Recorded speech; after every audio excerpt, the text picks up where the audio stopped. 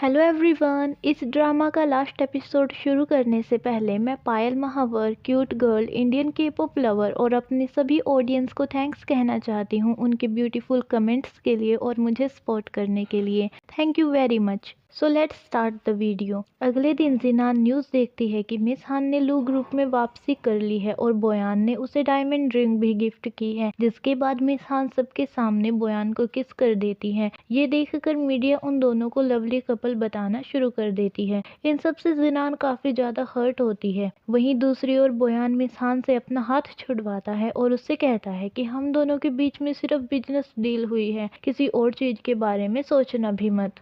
वहीं दूसरी ओर काई को पता चल जाता है कि बोयान ने ये नोटिस जारी किया था कि जो भी जिनान की मूवी में काम करेगा उसे ब्लैक लिस्टेड कर दिया जाएगा, यानी कि उन्हें कहीं से भी कोई काम नहीं मिलेगा। इसीलिए सभी क्रू छोड़कर जा रहे होते हैं। इसके बाद जिनान ओटमैन को मैसेज करती है, जिसने ऑनलाइन रहकर ही जिनान की स्टार्टिंग से मदद की है, लेकिन ओटमैन उसे कोई जवाब नहीं देता। जिसके बाद जिनान उसकी प्रोफाइल चेक करती है, जहां पर उसे पता चल जाता है कि ओटमैन और लिटिल मॉन्स्टर एक ही हैं, कि बचपन में जिनान खुद को लिटिल मॉन्स्टर कहती थी और बोयान खुद को ओटमैन। जहां से जिनान को रियलाइज होता है कि लिटिल मॉन्स्टर और ओटमैन बनकर अभी तक बोयान ही उसे सपोर्ट कर रहा था और उसे कभी इस बात का पता भी नहीं चला। रात को शियो और काई जिनान से मिलते हैं और तब शियो जिनान को बताती है कि जो भी तुम्हारे और बोयान के बीच में हुआ था वो सब कुछ प्रेसिडेंट कैंग और मिस हान का किया धरा था, कि तुम और प्रेसिडेंट कैंग एक अच्छे दोस्त हो। ये सारे रूमर्स प्रेसिडेंट कैंग ने ही फैलाए थे। तब जिनान कहती है कि प्रेसिडेंट कैंग से तो मैं बाद में बात करूंगी, पहले बोयान को देखना पड़ेगा। इसके बाद जिनान अपने फैन ग्रुप में मैसेज करती है, जिसमें जिनान ने अपने सभी फैंस को मूवी ओपनिंग सेरेमनी में इन्वाइट किया होता है और उसने ये भी कहा होता है कि कल वो लिटिल मॉन्स्टर को भी आप सबसे मिलवाएगी।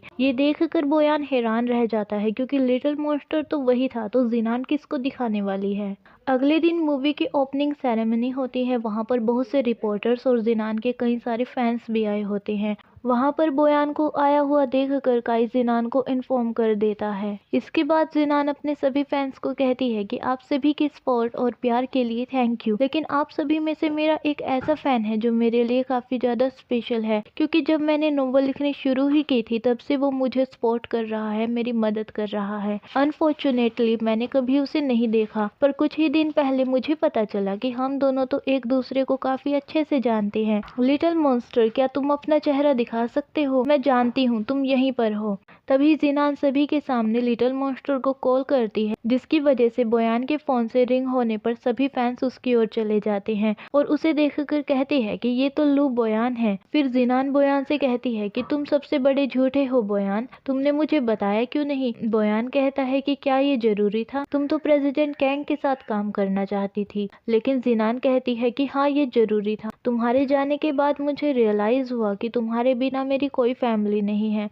तब बोयान कहता है कि तो तुम्हें इस बात से फर्क नहीं पड़ा कि मिस हान दोबारा मेरी कंपनी में आ गई है?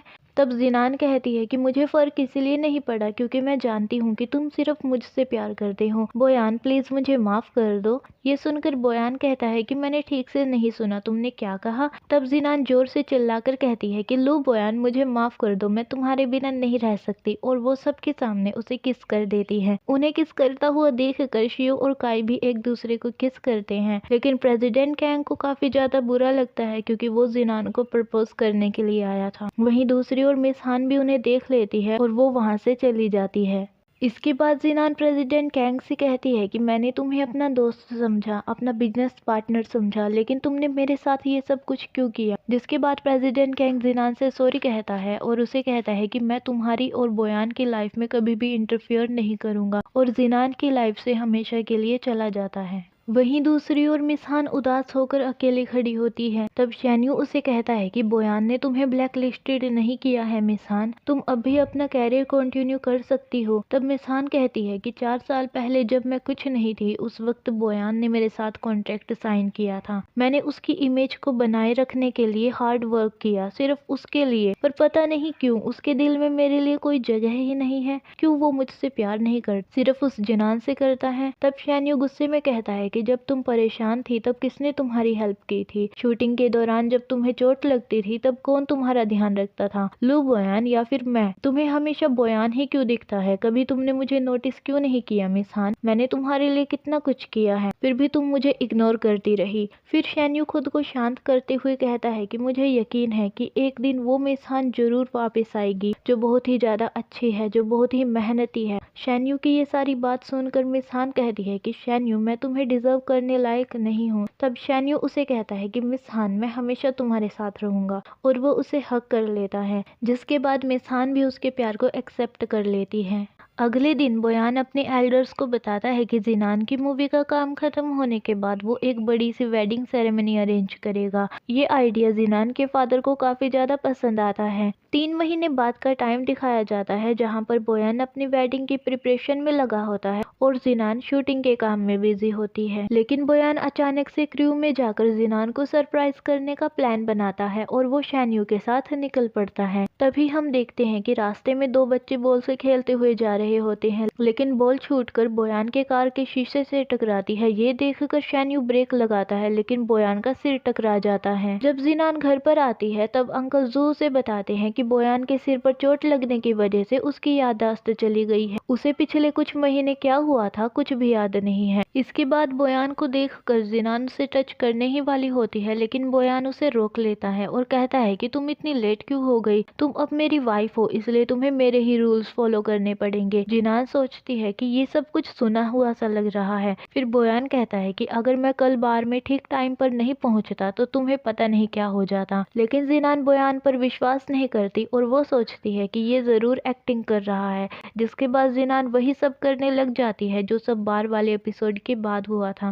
तब बोयान उसे सोने के लिए कहता है, लेकिन जिनान कहती है कि अगर तुम मुझे हक करोगे तो मैं सोने चली जाऊंगी। इसके बाद बोयान जिनान को उठाकर उसके रूम में छोड़कर आता है, लेकिन जिनान उसे अपनी ओर खींच लेती है। जिसके बाद जिनान को किस करता हुआ देखकर बोयान डर कर पीछे हट जाता है और उसे कहता है कि कॉन्ट्रैक्ट के रूल्स याद रखो, नो फिजिकल कॉन्टैक्ट। तब जिनान कहती है कि लो बोयान, मैं भी देखती हूँ कि तुम कब तक नाटक करते हो। अगली सुबह जिनान को अपने पास सोया हुआ देखकर बोयान कहता है कि तुम मेरे बेड पर क्या कर रही हो, और जिनान उसके साथ फिर से फ्लर्ट करना शुरू कर देती है। इसके बाद जब बोयान बाथरूम में होता है तब जिनान वहाँ पर भी उसे तंग कर देती है और वो वहाँ से भाग जाता है। फाइनली जिनान डॉक्टर के पास जाती है, जहाँ पर डॉक्टर उसे बताता है कि बोयान को सच में मेमोरी लॉस हुआ है। ये सुनकर जिनान परेशान हो जाती है और काई भी कहता है कि इतनी मुश्किल से बोयान मेरा अच्छा दोस्त बना था, लेकिन अब सब कुछ वेस्ट हो गया। इसके बाद जिनान बोयान के ऑफिस जाती है और उसे सॉरी कहती है जो भी मिसबिहेवियर उसने उसके साथ किया था, और उसे डिनर के लिए भी इनवाइट करती है। रात को जिनान बोयान का इंतजार कर रही होती है, लेकिन बोयान नहीं आता और शैन्यू उसे बताता है कि बोयान ने कहा है कि वो न्यू कमर के साथ डिनर पर जा रहा है, आज रात वो घर पर नहीं आएगा। ये सुनकर जिनान बोयान को ढूंढने के लिए निकल पड़ती है। तभी वो कुछ लोगों को उसके सामने डांस करते हुए देखती है और फिर मिलता है जिनान को बड़े वाला सरप्राइज। दरअसल बोयान को कुछ भी नहीं हुआ था, वो सिर्फ एक्टिंग कर रहा था।